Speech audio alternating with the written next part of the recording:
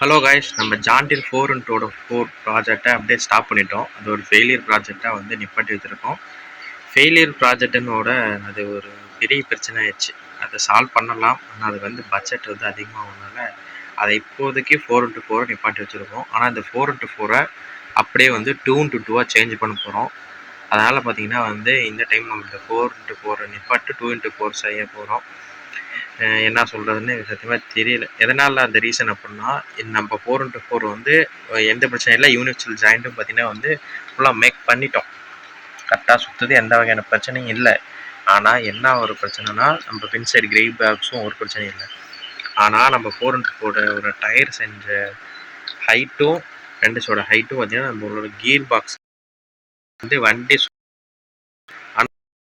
ஒரு கூட இல்லை, ஃபுல்லாக தரையில் இடிச்சிட்டு இருக்கிற மேலே அப்படின்னா இந்த மாதிரி இருக்கிற பார்த்தீங்கன்னா வந்து பாருங்க,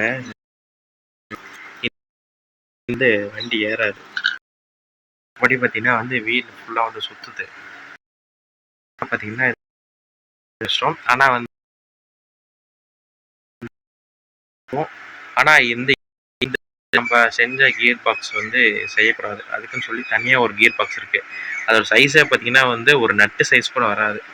அவ்வளோ வந்து குட்டியாக தான் வந்து இருக்கும். அதோட வீடியோ கிளிப் பார்த்தீங்கன்னா ஆட் பண்ணுறேன். அதை வச்சு யூஸ் பண்ணி செஞ்சோம்னா இந்த ஃபுல் கியர் பாக்ஸோட ஹைட்டு நம்ம குறைச்சா அப்படின்னா மட்டும்தான் நம்ம 4x4 செய்யவே முடியும்.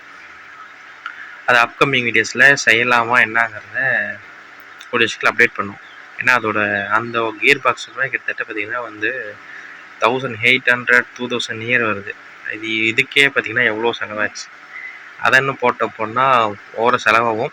ஏதாவது கமெண்ட் பண்ணுங்கள். ஏதாவது டவுட்டாக இருந்தால் என்னங்கிறத அடுத்தடுத்த வீடியோவில் போஸ்ட் பண்ணுறேன். கமெண்ட்லேயும் முடிஞ்ச அளவுக்கு வந்து டவுட்டை கிளியர் பண்ணுறேன். அப்படி முடியல அப்படின்னா சேனலோட என்னோட